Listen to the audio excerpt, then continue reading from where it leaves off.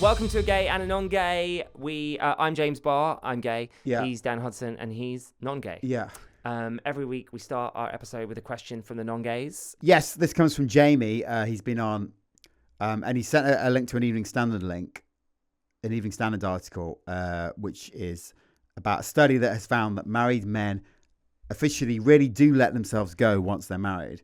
Do you think this is true for gay people, for gay men, I suppose? So do gay men let themselves go when married? And just to confirm, let themselves go in this case means being heavier. That's not That's a really good way of wording it. That's not something I have said. There's a picture in the Instagram link. Yeah. The article has a picture of a man with a beer belly, I would say. Yes, that's the words of the Evening Standard, not me. Yeah. Go. Well, yeah, of course people let themselves go. Right. And actually that study doesn't say straight or gay, I don't think.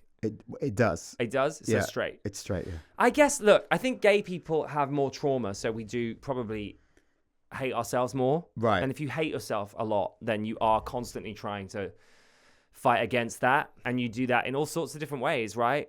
Botox, that's me I'm speaking about there.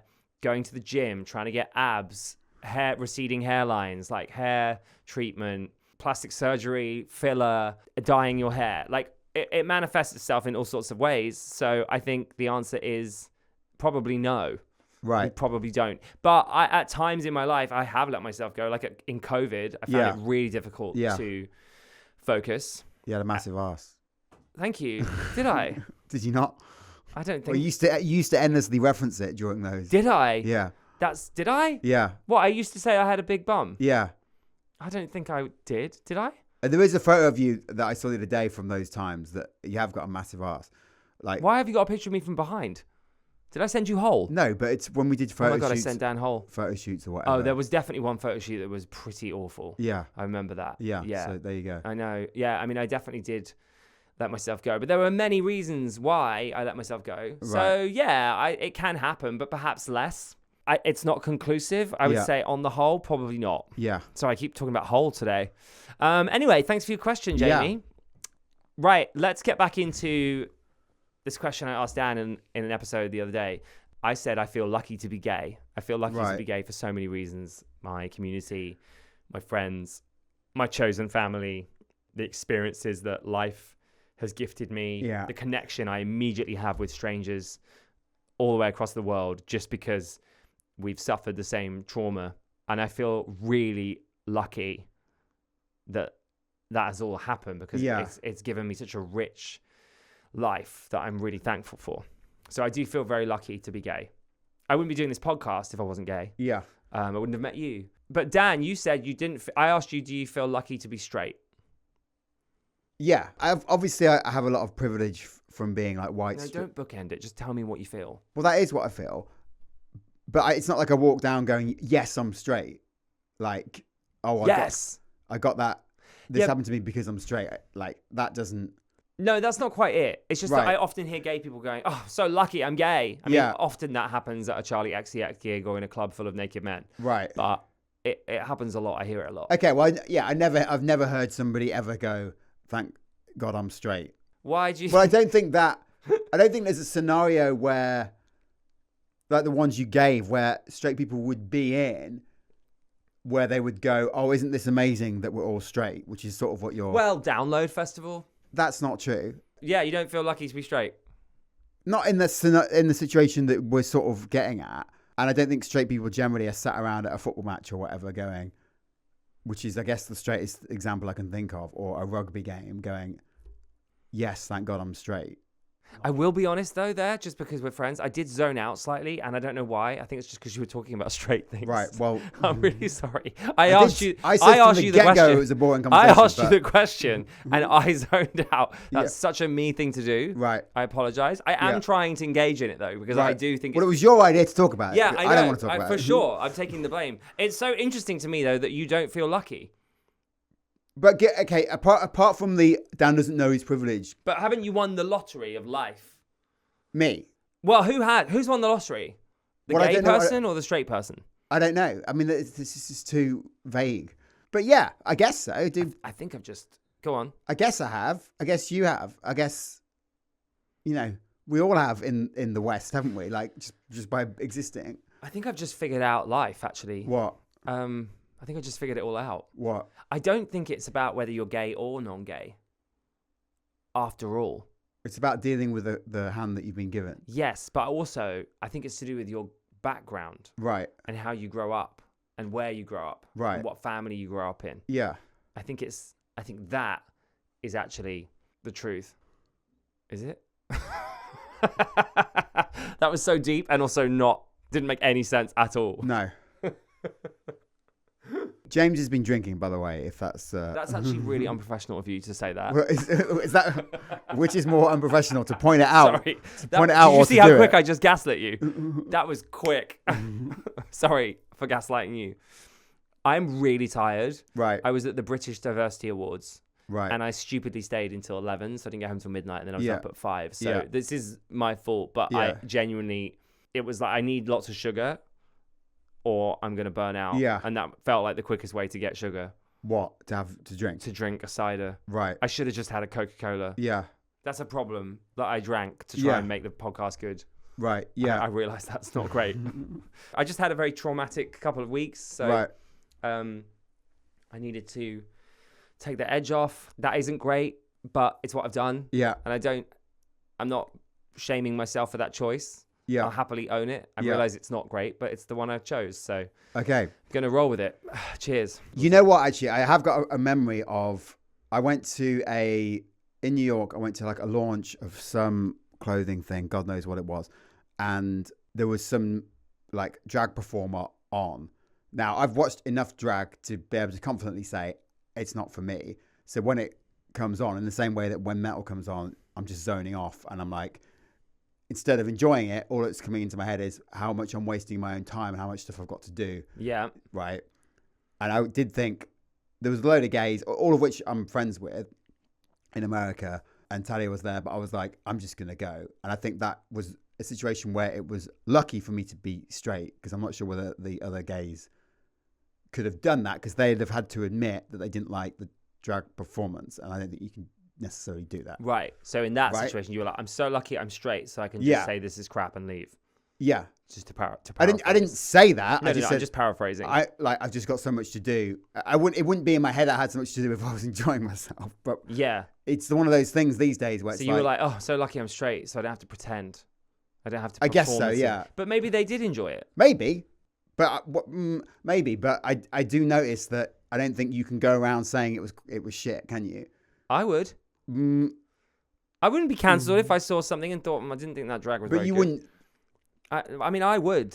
I'm not everyone though. I'm like very confident. I don't care if I upset someone. Right. Like that's really on you if you were upset by that. I mean, I wouldn't tell a performer that. I wouldn't be rude about their craft. I might just say, I didn't really enjoy that. I didn't really get it. I don't think you would say that to someone who's just come off stage. I would never say it to the drag performer. Right. But I might say it to my friend. Oh, well, yeah, but that's fine. That's yeah. You're Of course, saying I would never say that to someone. You're saying it subtly, aren't you, to your friend? I'm just saying I wouldn't have to pretend to enjoy something if I wasn't enjoying it. Right. Unless it was to the artist. Right. Of course, and then I would be respectful. Yeah. Like but by leaving early, you are. Yeah, but again, if they're not my friend, I'd leave early anyway. Right. I left the Lady Gaga gig early. I didn't worry that she might be offended. Right. I just had to get up early the next day and thought, you know what? I don't need to see the last song. Yeah. I can do without it. I've got Rain on Me on Spotify. I'll be okay. I don't even know if it was Rain on Me, but it probably was. Oh God, that was an exhausting conversation. Okay, well there you go. So I realize that I'm more sexual than you, so I apologize for the sexual nature of this question in advance. Why am I apologizing so much to you today? Apart from when I literally did gaslight you and needed to apologize. When I make out with a guy, I feel like, oh, thank God I'm gay. Like I'm so lucky I'm gay. Would you feel like that if you were making out with a woman or cupping some boobs? Well, I haven't done any of those things for so long that. Yeah, but back in the day or whatever. Not really, because if I was gay, I'd have that. I'd experience that situation, wouldn't I? But it would just be. It would feel the same, I'm guessing. Yeah. But I guess that's because you're the default, so you would never have questioned. Maybe that's it. Like you'll never question, oh my God, I'm so lucky I'm straight if you were kissing a girl, because that's just what everybody does. Right. Whereas as a gay person, you might go, oh God, I'm so lucky. Yeah. Because it's different. Is that it? Yeah, I suppose so. And maybe are we overcompensating, do you think? Yeah, I guess the point is you're saying, oh, I'm so lucky because this is a hard thing. It's kind of a miracle that this thing is happening. Right. Given everything that's been going on. Yeah, I think it's that actually. So my question now is, are you happy being straight? Well, yeah, I mean, I guess so. There's nothing I can do about it. So you didn't sound very confident. There's nothing I can do about it. So there's no point dwelling on it, is there? I don't know. Ask me. We've just heard for 20 minutes that you are happy being gay. No, but my answer to it would be so different to your. I said, are you happy being straight? And you went, well, yeah, I mean, I guess so. There's nothing I can do about it. Are you happy being gay? Yes, I am fucking happy. Okay, that great. I'm gay. Great. Yeah. But you didn't know that because you didn't ask. You just assumed because I said I was lucky. Yeah. But that's not the same thing. But yes, I am now at a place where I'm happy being gay. Yeah. Okay. I think that's what pisses straight people off so much. Not all straight people, sorry. I think that's what pisses right-wing people off so much, is that we go on and on about our rights and we go on and on about equality. Yeah. But then we parade it around like we're so happy. Yeah. So they're like, it's not, shut up. Like, you've got gay marriage now. Yeah. Like, why are you acting like that when you clearly, like, you're fine. You're flying these flags and everyone's supporting you. I think that's what annoys them so much, because we're really happy. Yeah. But we're happy because we've done the work, because they traumatized us. Yeah. And we had to. But I heard June Sarpong speak at the British Diversity Awards. June Sarpong is like an amazing activist host in the UK.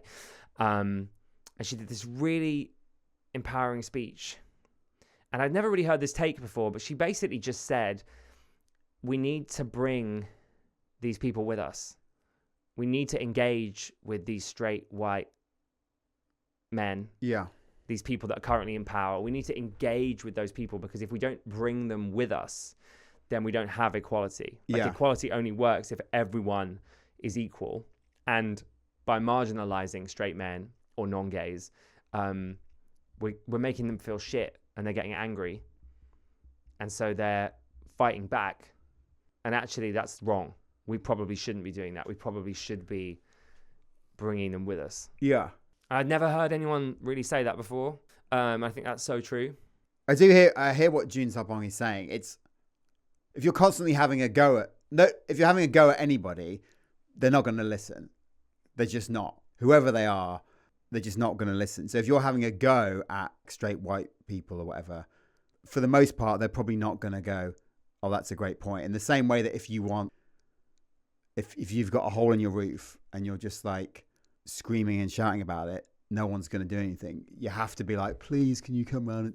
Like, otherwise nothing gets done. And it's sort of the same, really. But for a long time, that, I think, especially when Twitter was massive, everyone was just having a go at everyone about everything. And very rarely does having a go at someone make them go, oh yeah, you're right.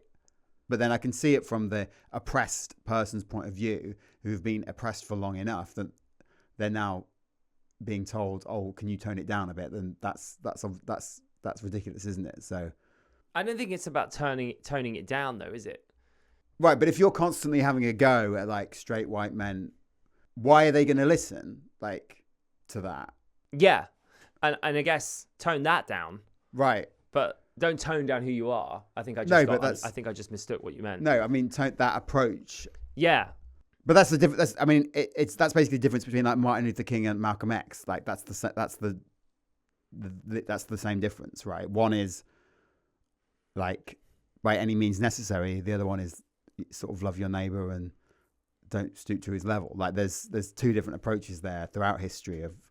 It's funny how often right-wing people quote Martin Luther King. Yeah. As the Reverend Dr. King famously said, and he was right, we should judge our fellow citizens by the content of their character, not by the color of their skin. Mr. President, we need a strong nation with strong citizens who see each other as Americans, not as oppressors or oppressed. That happens all the time. Mm-hmm. I think that's really interesting. Is that playbook? What are they doing there? Well, just because he's like an American, he's sort of universally accepted now to be like an American hero, isn't he? So yeah, but it's funny, like by quoting him, they feel like they can just carry on like abusing everybody, but they've quoted him, so they look like they've done the right thing. Maybe. I don't know. It's interesting. Well, a very insightful episode of our podcast. Yeah, I do think men are sad. Yeah. I feel that. I think men are sad. But then I don't know. Isn't that... And there's a lot of horrible men on the internet taking advantage of that. Yeah. I'm trying to think if there's a gay equivalent. Like, gay men have been sad for a long time. Yeah. But we never... I mean, some have obviously turned on their own community. But I think in general, most of them have done the work or tried to at least turn it into something positive and make their lives amazing in spite of that. But I don't know what do straight men need to do? Do they just need to be a bit more gay? And I don't mean gay having sex with men. I mean gay, like, do they need to liberate themselves? Maybe. I think... Because for ages, we'd be like, speak up if you see your friend saying something really abusive. Yeah. You know, or anti-feminist. Like, but is it more just about is it just doing marathons? Or Tough Mudders? Or, like, I don't know, I'm picking random things that straight people do. Gay people do them too, though. Here's the problem, right? When you get to a certain point. So I moved back to Solihull pretty much because my one friend who I can rely on is there. If he wasn't there, I probably wouldn't have done it because everybody else is too busy to do anything constantly. And that's not like... Because they have families and stuff. Yeah, but also you get... I'm going to get like absolutely killed for that. You get to a point where you haven't seen anyone for a month or 2 months or 3 months and you just never really... You forget that that's something that you should probably do. Meanwhile, your girlfriend or your missus, because girls are pretty good at doing that sort of stuff, you know, they'll have coffee mornings or whatever, and I'm massively stereotyping here, but that's generally the case. Whereas guys, I guess, don't do that, and that's what I think leads to all sorts of problems. It doesn't affect me really because I've got a couple of really good friends at home, and I've got friends in other cities, and I'm in New York all the time. And I'm always busy and I'm in London, so it doesn't really affect me. But, like, for example, I really want to go and see, like, Spence. If I want to do something, for example, most of the time, outside of London or whatever, most of the time I'm doing it by myself.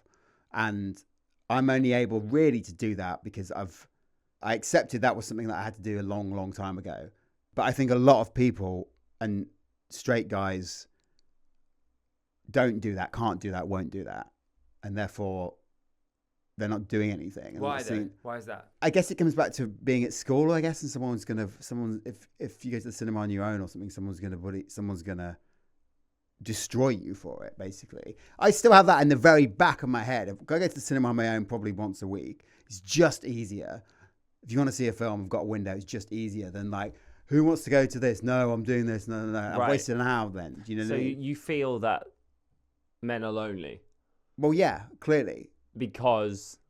Well, they don't do it a lot because they've been programmed. My friend Max has written a whole book about this. Unless you have like a hobby, and even that sounds so lame. Like, no, it doesn't. It does. I know gay people in gay choirs. Right. Go to gay line dancing classes, gay book reading class. It's not lame at all. Yeah, but I can understand why someone would think it was lame. It's really not lame to do something that you enjoy. That's so crazy. But then you're saying this to people who might not potentially enjoy anything, or they don't.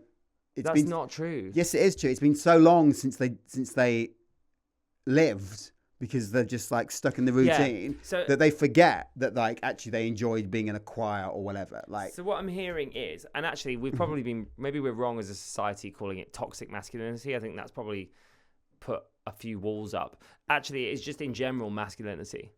I guess so. Because when you were at school, you were ribbed if you had a passion. Yeah. You were ribbed if you went and did something on your own confidently. Yeah. You were told you were gay if you wore a tote bag. Yeah. So you've been, whether it's been maliciously bullied, like I was bullied because I was gay or whatever, whether it's that kind of bullying or just ribbed, like people taking the mickey. Yeah. You just have, so you've been programmed to just shut down and not enjoy your life.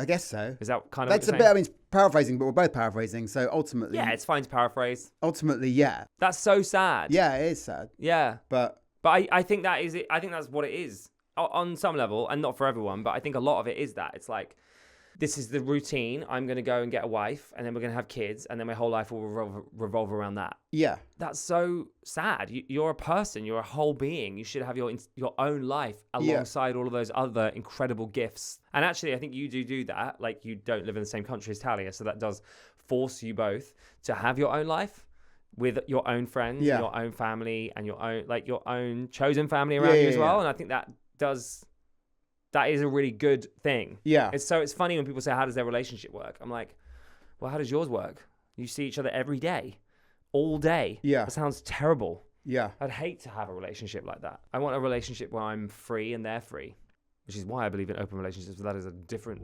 kettle of fish.